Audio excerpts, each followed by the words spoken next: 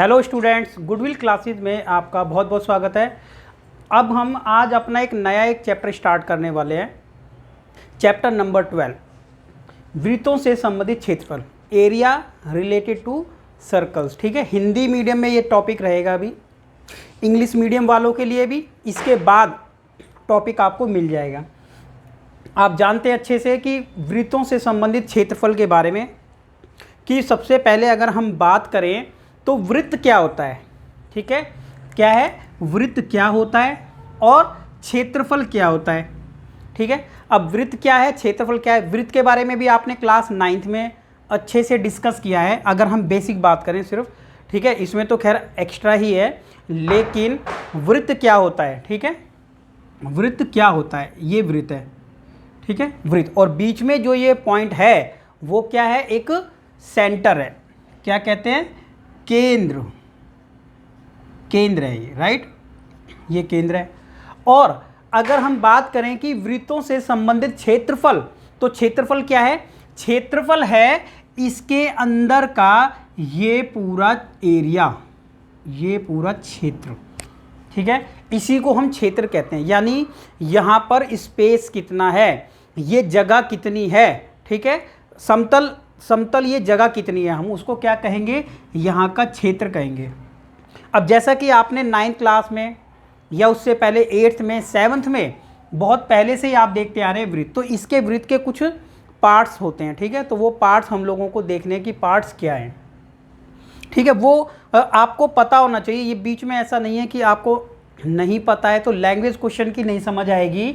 तो आप यहाँ पर देखिए, तो सबसे पहले हमने देख लिया कि वृत्त क्या है, तो वृत्त तो हो गया, ये इसका केंद्र था। क्षेत्रफल क्या होता है, क्षेत्रफल होता है ये अंदर का समतल पार्ट कितना है। ठीक है, और क्षेत्रफल को हम निकालते हैं मीटर स्क्वायर में, अगर सेंटीमीटर में है तो सेंटीमीटर स्क्वायर में। ठीक है, स्क्वायर इसलिए लगाया जाता है क्योंकि ये 2 डायमेंशन आकृति है। ठीक है, ठीक है, दो भुजाओं वाली आकृति है जिसके अंदर लंबाई या चौड़ाई की बात की जाती है, इसलिए। तो थोड़ा सा इसको देख लेते हैं कि सबसे पहले है ये सर्कल, और सर्कल का ये होता है केंद्र। ठीक है, वृत्त और वृत्त का केंद्र। वृत्त के अंदर जो 3-4 चीज़ें हैं, ये वाला पार्ट सेंटर से लेकर यहाँ तक हम कहीं पर भी मिलाएं इसको, तो इस वाले पार्ट को कहते हैं हम त्रिज्या। ठीक है, त्रिज्या, ये हो गया इसका त्रिज्या। उसके बाद आप लोगों को पता होगा क्या कि अगर हम त्रिज्या को कर दें डबल, त्रिज्या का डबल हो गया ये वाला पार्ट, जिसको हम क्या कहते हैं, व्यास। क्या कहते हैं, व्यास। आपने ये भी देखा होगा कि त्रिज्या को हम आर से दिखाते हैं और व्यास को दिखा देते हैं डायमीटर यानी डी से दिखा देते हैं। ठीक है, और अगर बात करें तो वृत्त के अंदर ये वाली जो भुजा, ये वाली जो साइड होती है, ये ठीक है, इसको क्या कह देते हैं, यहाँ से यहाँ तक की लंबाई को क्या कह देते हैं, जीवा। ये होती है इसकी जीवा। तो ये इसलिए आपको याद रखना है। ठीक है, बेसिक सा पॉइंट कि ये क्लास 9th का है। सबसे पहली बात, जब हम क्वेश्चन पढ़ते हैं वो क्वेश्चन आपको तभी समझ आएगा जब आपको ये पता हो कि जीवा की बात हो रही है, व्यास की बात हो रही है, या रेडियस त्रिज्या की बात हो रही है, ये आप लोगों को पता होना चाहिए अच्छे से। उसके बाद, ठीक है, उसके बाद हम अपने टॉपिक को कंटिन्यू करेंगे। अब जैसा कि आपको पता है कि वृत्तों के क्षेत्रफल की बात हो रही है,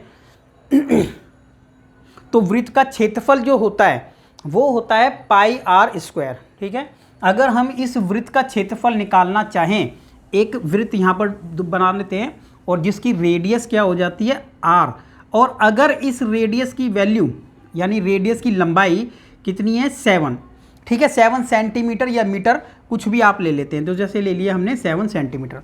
तो ये क्षेत्र कितना है, ठीक है, ये क्षेत्र यहाँ से यहाँ तक का कितना क्षेत्र है, ये अगर हम ये देखना चाहें ये क्षेत्र कितना है, तो हमारे पास एक फॉर्मूला है जो कि है पाई आर स्क्वायर। तो हम वृत्त के क्षेत्रफल का फॉर्मूला क्या है, वृत्त का क्षेत्रफल, वृत्त का क्षेत्रफल क्या होता है, पाई आर की पावर 2, पाई आर की पावर 2। उसके बाद हम इसकी वैल्यू को यहाँ पर रख सकते हैं। अब जैसा कि आप लोगों को पता होगा कि जो पाई होता है, पाई की वैल्यू होती है 22/7। ठीक है, पाई की वैल्यू क्या होती है, 22/7 होती है। ठीक है। इसको कई बार हम 3.14 भी लिख लेते हैं, ठीक है। अगर हम डिवाइड करेंगे 22 को 7 से तो इतना ही आ जाएगा, ठीक है। तो हमने पाई की वैल्यू को रखा है यहाँ पर 22/7।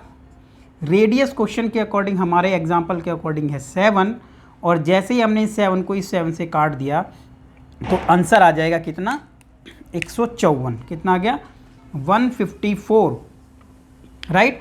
कितना आ जाएगा, सेंटीमीटर स्क्वायर में। अगर हमने सेंटीमीटर में लिया है तो आंसर जाहिर सी बात है किस में आ जाएगा, सेंटीमीटर में ही आएगा। अगर मीटर लिया होता तो आंसर मीटर में आ जाता। और अभी हम देख लेते हैं क्या, अपना वृत्त का क्षेत्रफल तो देख लिया हमने, जैसा कि चैप्टर का नाम भी है, वृत्त से संबंधित क्षेत्रफल तो देख लिया, लेकिन साथ में ही यहाँ पर क्या है, परिधि की भी बात होगी। परिधि मतलब परिमाप, ठीक है। परिधि क्या है, परिमाप ही है सर्कल का। जैसा कि आपने देखा कि इस सर्कल के अंदर, इस वृत्त के अंदर ये वाला क्षेत्र कितना है, अगर ये हमें कैलकुलेट करना है तो हम इस फॉर्मूले से कैलकुलेट कर सकते हैं। लेकिन अगर हमें ये कैलकुलेट करना हो कि यहाँ से यहाँ तक की लंबाई कितनी है, दोनों में डिफरेंस है। क्षेत्रफल हो गया ये अंदर का पार्ट, और परिधि हो गई उस बाउंड्री का टोटल लेंथ, ठीक है। हम कह देते हैं बाउंड्री की length, total length of boundary, यानी इस बाउंड्री की कुल लंबाई कितनी है। कि मान के चलें ये एक पार्क है, सर्कुलर पार्क, एक गोलाकार, ठीक है। कैसा पार्क है, वृत्ताकार पार्क बोलेंगे। और अगर इस वृत्ताकार पार्क की बाउंड्री की लंबाई कितनी है, या फिर आपसे कहा जाएगा इस बाउंड्री पर हमें वायर बांधनी है, या इस बाउंड्री पर हमें कुछ रस्सी कुछ टाइप ऐसा बांधना है, ठीक है। फेंसिंग करना बोलते हैं इंग्लिश में। उस टाइम पर आप क्या निकालेंगे, उसकी परिधि निकालेंगे, ठीक है। तो आप लोगों को क्या निकालना है, वृत्त की परिधि क्या होती है, उसको भी हम कैलकुलेट कर सकते हैं। और वृत्त की परिधि का फॉर्मूला होता है 2πr, ठीक है। ये है πr² और ये है 2πr। तो इसी क्वेश्चन की बात करें तो 2 और पाई की वैल्यू होती है 22/7, और रेडियस हमने यहाँ 7 ही लिया था। तो अब आप अगर इसको कैंसिल कर देते हैं तो आंसर आ जाता है 44। इसको लिखेंगे सेंटीमीटर, इसको सेंटीमीटर स्क्वायर नहीं लिखेंगे। कि परिधि जो होती है ना, यहाँ से यहाँ तक की जो लंबाई है वो कितनी है, 44 सेंटीमीटर। अगर ये 7 सेंटीमीटर है तो उस केस में। और एरिया कितना था, एरिया था 154। तो ये बातें आप लोगों को रखनी है ध्यान में। फिर हम धीरे धीरे अपने क्वेश्चन पर आ जाएंगे। ये आप लोगों के लिए रहेगा बेसिक, ठीक है। अभी हम देखेंगे, देखिए यहाँ पर फिगर में देखें एक बार, देखो ये कुछ फिगर्स यहाँ पर बताई हुई हैं। जैसे कि ये पहिया है, ठीक है, सर्कुलर इसको कहेंगे हम, सर्कुलर। इसके ऊपर अगर क्वेश्चन कोई बनाता है तो वो आप लोगों को सॉल्व करना है। एक डिज़ाइन सर्कुलर है, एक वॉशर है, ठीक है, वॉशर केक सर्कुलर है, ठीक है, वृत्ताकार है। ये वृत्ताकार कोई प्लेट है, और ये वृत्ताकार, ठीक है, वृत्ताकार एक ठेले का पहिया है। तो आपसे पूछा जा सकता है कि यहाँ से यहाँ तक की लंबाई कितनी है, ये पहिए की लंबाई कितनी है, ठीक है। आगे देखते हैं, वृत्त का परिमाप और क्षेत्रफल के बारे में एक समीक्षा करें। तो वृत्त का परिमाप तो आपने देखा, वृत्त का परिमाप यानी वृत्त की परिधि, और क्षेत्रफल ये था, ठीक है। ऊपर देखते हैं, आगे आगे आगे देखिए। अभी हम आ जाते हैं अपनी एक्सरसाइज 12.1 पर, ठीक है, 12.1 पर आ जाते हैं। तो इस आप देखें कुछ बेसिक से क्वेश्चन है, बहुत आराम से आप कर पाओगे। बार बार मेरा कहने का मतलब बस यही है, आप लोगों को वृत्त का क्षेत्रफल कहाँ और परिधि कहाँ लगाना है, ये बहुत ज़रूरी है, ठीक है। वृत्त का जो क्षेत्रफल है वो सिर्फ और सिर्फ हम यहाँ अंदर का एरिया कितना है, ठीक है, ये जगह कितनी है, ये नापने के लिए निकालते हैं।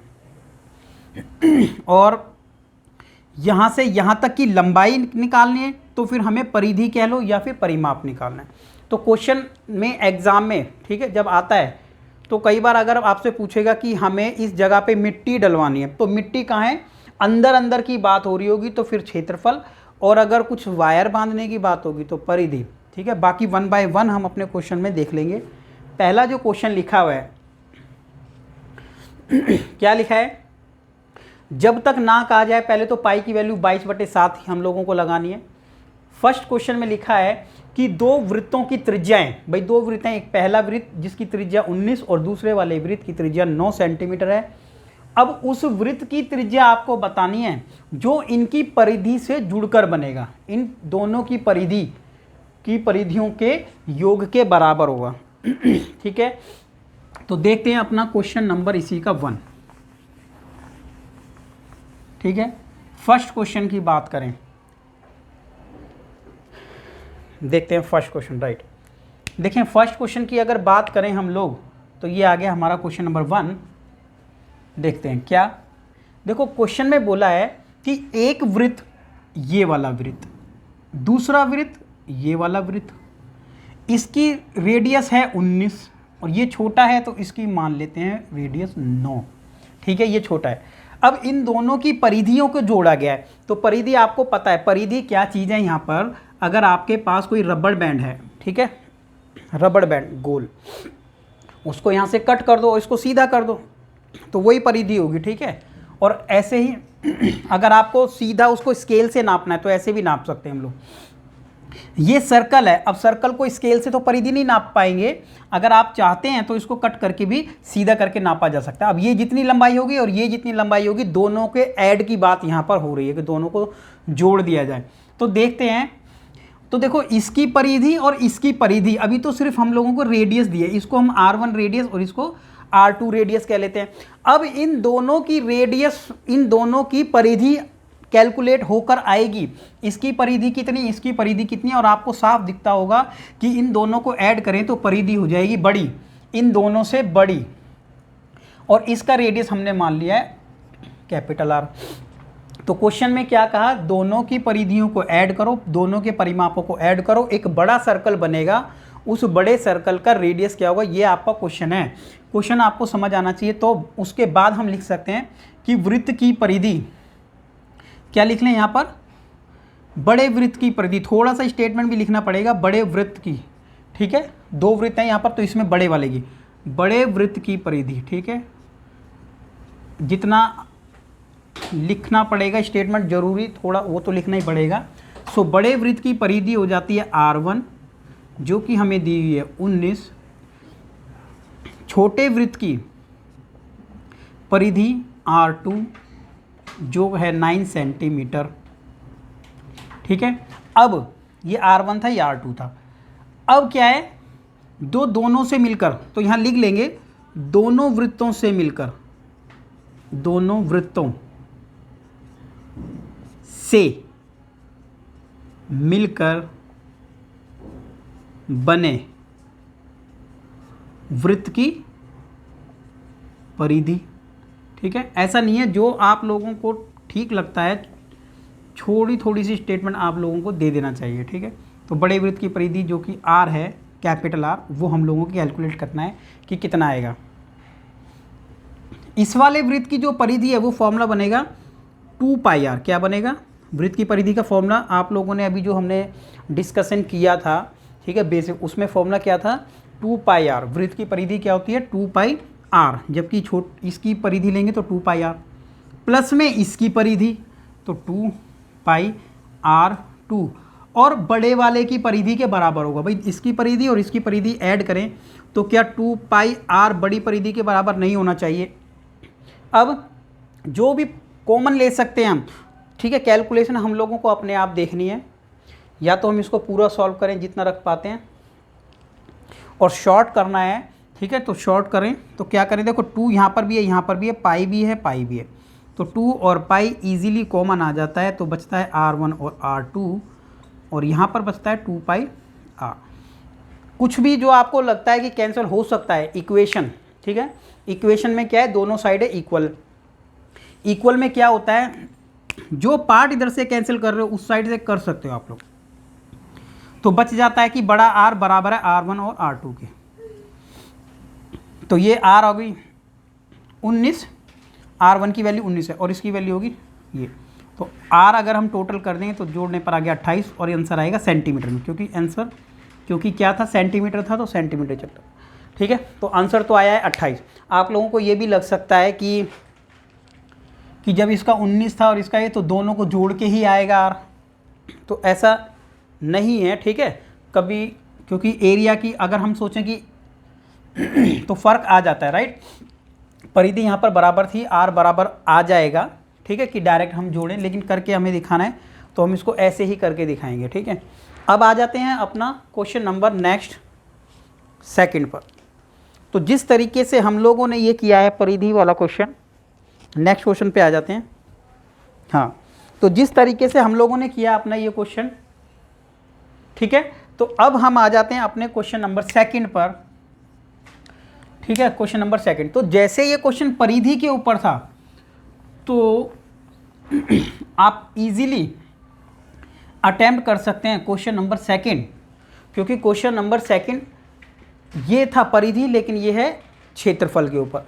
तो सेम उसी तरीके से हम लोगों को करना है कि दो वृत्तों की त्रिज्याएं, इसकी त्रिज्या बड़े कितनी है, आर, ठीक है, दो वृत्तों की त्रिज्याएं। क्वेश्चन नंबर सेकंड, देखिए पहला वृत्त है और दूसरा वृत्त है, ठीक है। ये है पहला वृत्त थोड़ा सा बड़ा, दूसरा वृत्त है इससे थोड़ा छोटा, और दोनों वृत्तों को ऐड कर दिया, उनके परिधि को नहीं, इस बार क्षेत्रफल को ऐड किया। क्या लिखा था, दो वृत्तों की त्रिज्याएं, एक की 8 एक की 6, उस वृत्त की त्रिज्या ज्ञात कीजिए जो इन दोनों के वृत्तों के क्षेत्रफल के बराबर हो, जितना इसका क्षेत्रफल जितना इसका क्षेत्रफल, और दोनों के क्षेत्रफल को ऐड किया। इस बार एरिया परिमाप को ऐड नहीं किया है, तो क्षेत्रफल को ऐड करेंगे, ये तो कन्फर्म है कि बड़ा हो जाएगा।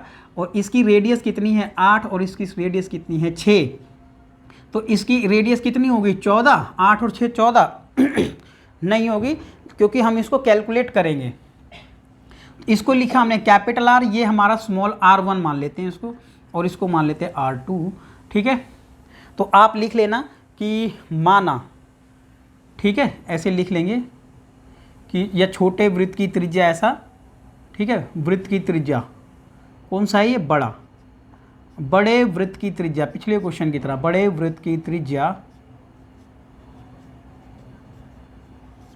r1 बराबर है 8, उसके बाद है छोटा, छोटे वृत्त की त्रिज्या यानी r2 बराबर है 6, उसके बाद दोनों वृत्त की त्रिज्याएं, ठीक है, क्या लिखेंगे, दोनों वृत्तों से मिलकर जो बना है वृत्त, ठीक है,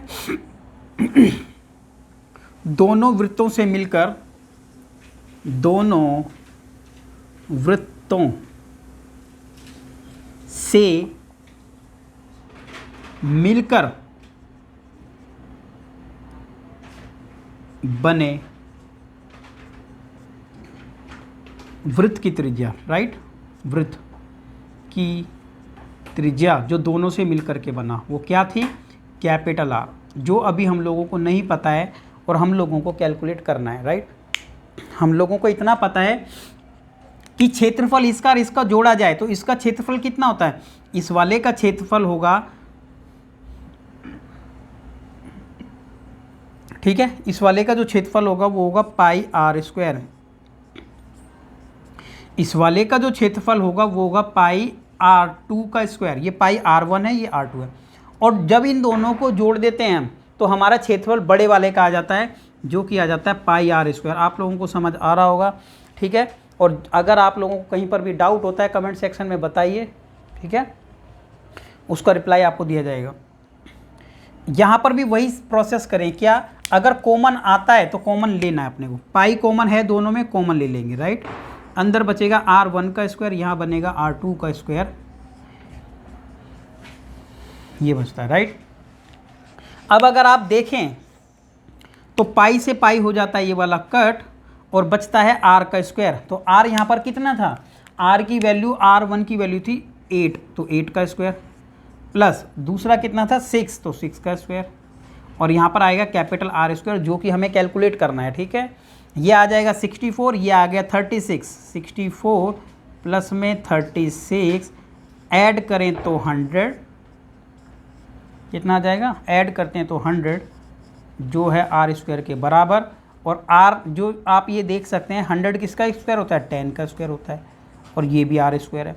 तो इस वाले स्क्वायर से ये स्क्वायर भी कट सकता है, क्योंकि इक्वल में दोनों साइड अगर इक्वल हैं तो जो चीज़ उधर से काटते हो वो उधर से काट सकते हो, सिंपल सा फंडा है। काट देंगे तो आर की वैल्यू बच जाएगी कितनी, 10, जो कि हमें कैलकुलेट करना था। तो क्या इसकी रेडियस 8 है और इसकी 6 है, तो क्या इसकी रेडियस 14 आती है, 14 आती है? नहीं आती, क्योंकि रेडियस अगर इसकी 10 होगी तो इसका क्षेत्रफल इन दोनों के क्षेत्रफल के बराबर हो जाएगा 10 होने पर ही। कह सकते हैं कि इसका रेडियस, इसका एरिया मान के चलें हम XYZ कुछ भी 100 है, इसका एरिया कितना है 100, इसका एरिया 50 और इसका एरिया कितना होना चाहिए 150। उस टाइम पर रेडियस क्या होगी ये हम लोगों को कैलकुलेट करना था। क्वेश्चन नंबर हो गया है सेकंड। आ जाते हैं क्वेश्चन नंबर थर्ड पे। क्वेश्चन नंबर थर्ड पे,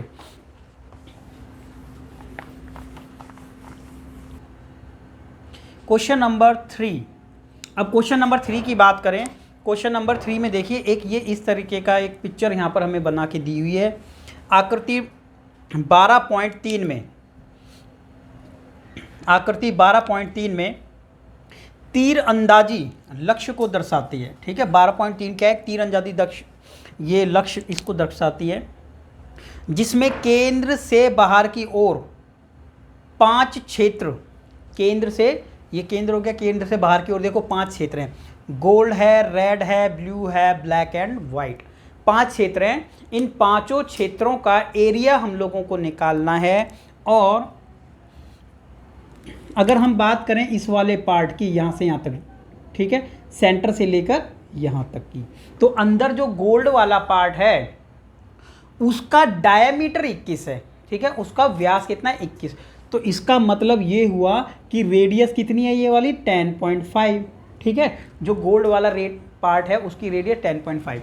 और उसके बाद, ठीक है, उसके बाद क्या लिखा है, प्रत्येक पट्टी 10.5। अब पता है क्या है, आगे देखेंगे तो 10.5 की ये, 10.5 ये, 10.5 ये, सबकी चौड़ाई 10.5 है। आप लोगों को सभी कलर का एरिया निकालना है, बहुत इजी है। ठीक है, एक निकाल लोगे तो दूसरा, फिर तीसरा, फिर चौथा, तो पांचों का निकालना है, राइट। तो सबसे पहले गोल्ड का तो वैसे ही ईजी है कि गोल्ड एक छोटा सा सर्कल है, उसका एरिया क्या होगा, तो पाई आर स्क्वायर लगाएं और एरिया निकालें, जबकि रेडियस कितनी लेंगे 10.5। तो बच्चों जो पहला सर्कल है, जो पहला सर्कल है गोल्ड, कौन सा, किसकी बात कर रहे हैं, गोल्ड। तो बच्चों गोल्ड का जो रेडियस होगा ना उसको हम R1 लिख लेते हैं। R1 कितना होगा 10.5 है, तो वो 21, लेकिन उसका आधा कर देंगे।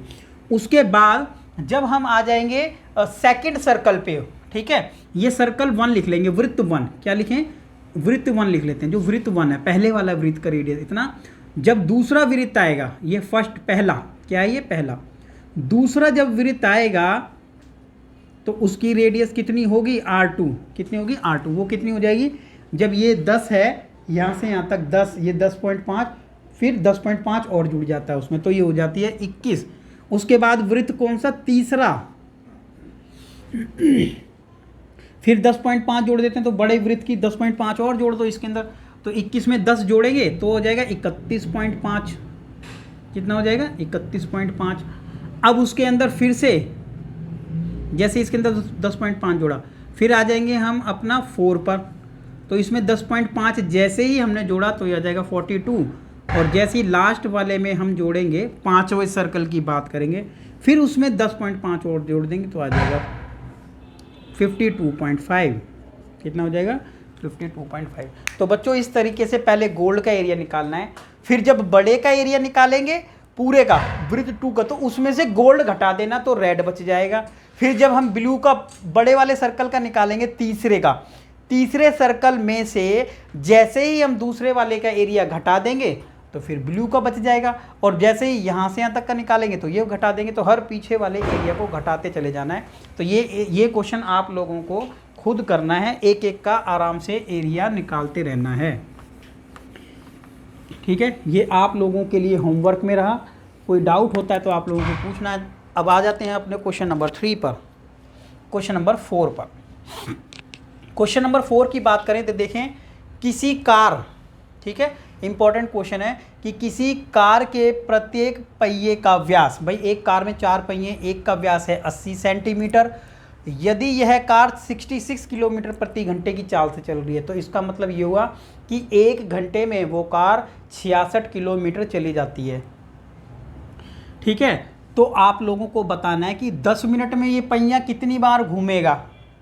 ठीक है, तो सबसे पहले ये कंसेप्ट किस चीज़ का है ये आपको समझना है क्या ये सर्कल जब टायर इसका घूमता है, ये पहिया घूमता है, तो आप लोगों को क्या लगता है कि ये कंसेप्ट जो है पहिए घूमने का, आपको क्या लगता है ये एरिया वाला होगा या फिर ये परिमाप वाला होगा, यानी परिधि वाला होगा? कमेंट सेक्शन में बताएं एक बार, जिसको भी पता है कि ये कंसेप्ट किस चीज़ का है। तो देखें, पहिया अगर एक बार घूमता है, ठीक है, तो आप समझें कि पहिया ये इस तरीके से है, ये एक पहिया है। अब ये टायर जो घूमता है, तो आपको क्या लगता है ये जो ये वाला पार्ट है ना, ये टच होते हुए यहाँ पर चलता रहता है, ठीक है। गाड़ी जो होती है वो ऐसे घूमती है, उसको क्षेत्रफल से कोई मतलब नहीं है, उसको मतलब है परिधि से। तो आपको ये देखना है सबसे पहले कि एक जो पहिया है, तो पहिए की परिधि कितनी है। तो जितनी पहिए की परिधि होगी टोटल, उतना ही वो एक टर्न में दूर जाएगा, ठीक है।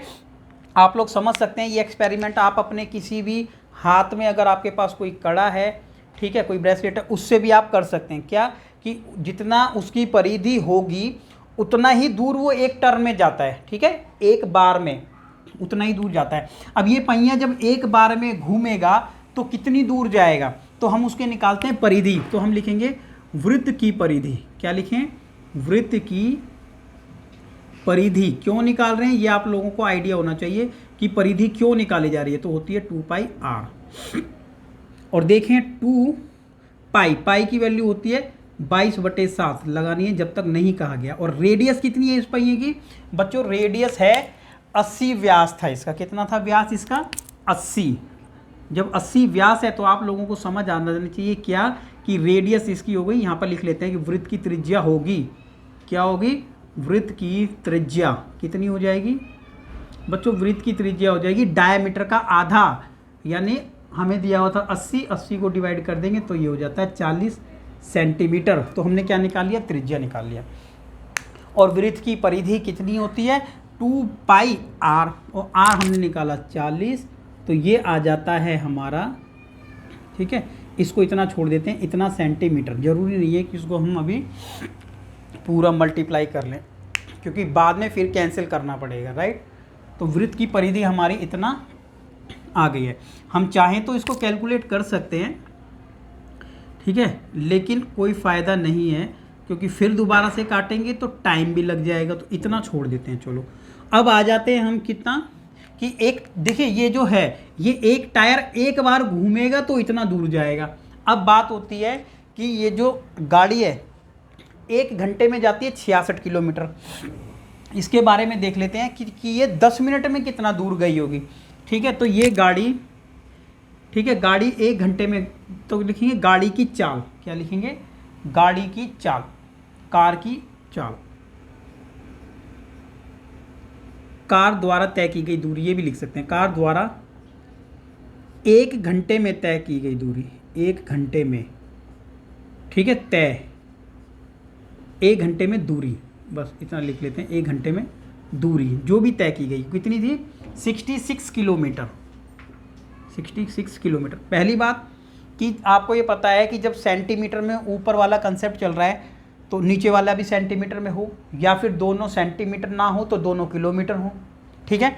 तो आप लोगों को क्या करना है, इसको सेंटीमीटर कन्वर्ट कर लेंगे, ठीक है। जब ये 1 घंटे में 66 किलोमीटर, तो 60 मिनट में कितना, ठीक है, क्या लिख सकते हैं? 60 मिनट में। भाई 60 मिनट का तो वही मतलब होता है, ठीक है। 1 घंटे का मतलब क्या होता है?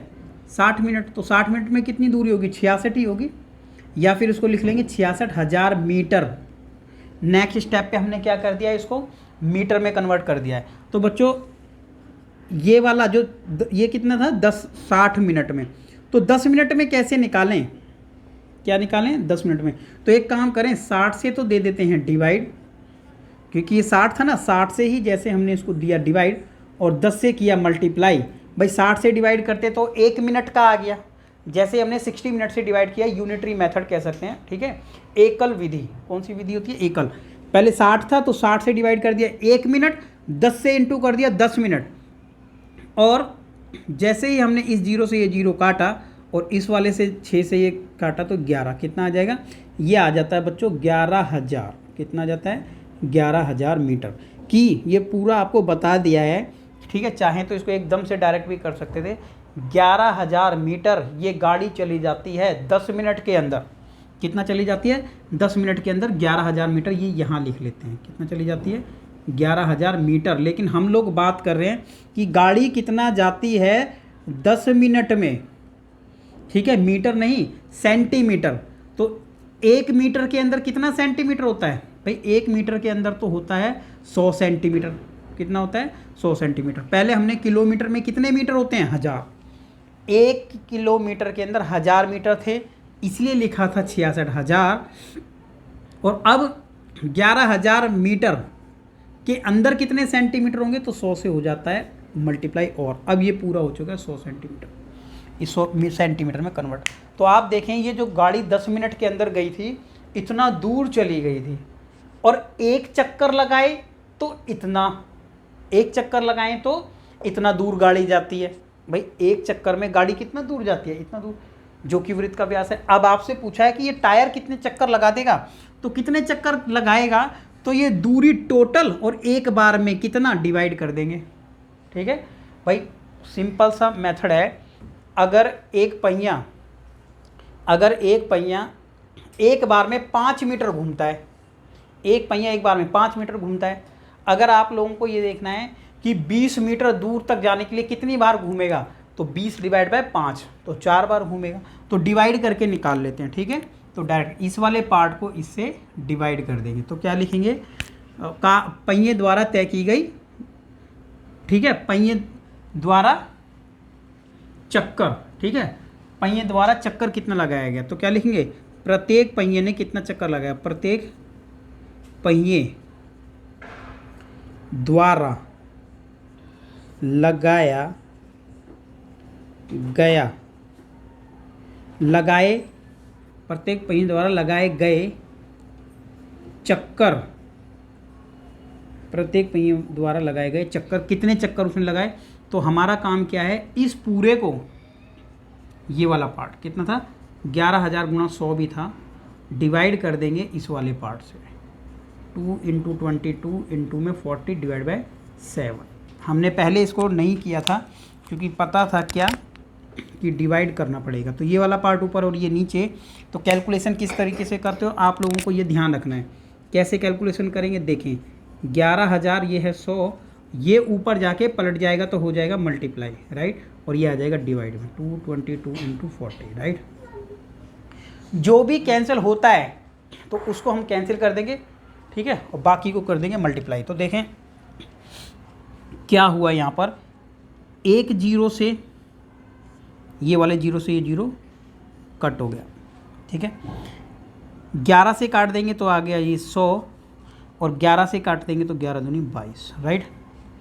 अब ये आ जाता है यहाँ पर 2 दूनी 4, 4 और 4 है ना, ये 4 को इससे काट देंगे तो आ जाएगा 25, और इस वाले 4 को इस वाले से काट देंगे तो ये भी आ जाता है 25। तो 25 गुणा 25 कितना होता है 625, कितना होता है 25 गुणा 25 625, और गुणा में 7, इंटू कर लेंगे, 7 पंजे 35, 3 हासिल, 7 दूनी 14 और 3 17। तो कितना हो गया था, 7 पंजे 35 का 5 हासिल 3, ठीक है, 7 दूनी 14 और 3 17 और हासिल 1, तो 7 6 42 और 1 43। तो आंसर आ जाता है 4,375 टर्न। इसको मीटर या सेंटीमीटर कुछ नहीं लिखना है, ठीक है, ये है चक्कर कितने लगाए, तो हम लिख सकते हैं कि इतना टर्न उसने किया था, ठीक है। तो ये क्वेश्चन नंबर था 4, और इस एक्सरसाइज का सबसे ज़्यादा इंपॉर्टेंट क्वेश्चन यही है, ठीक है। तो आप लिख लें कि इस एक्सरसाइज का तो सबसे ज़्यादा इंपॉर्टेंट क्वेश्चन यही है। तो अगर टीचर ने अगर इस एक्सरसाइज से क्वेश्चन दिया तो चांस है कि क्वेश्चन यही होगा, ठीक है, बाकी क्वेश्चन इसके बाद ही आएंगे। आ जाते हैं क्वेश्चन नंबर 5 पर, जिसके अंदर क्या लिखा है, निम्नलिखित में से आपको उत्तर चुनना है अपना, ठीक है, और उसका रीजन भी बताना है।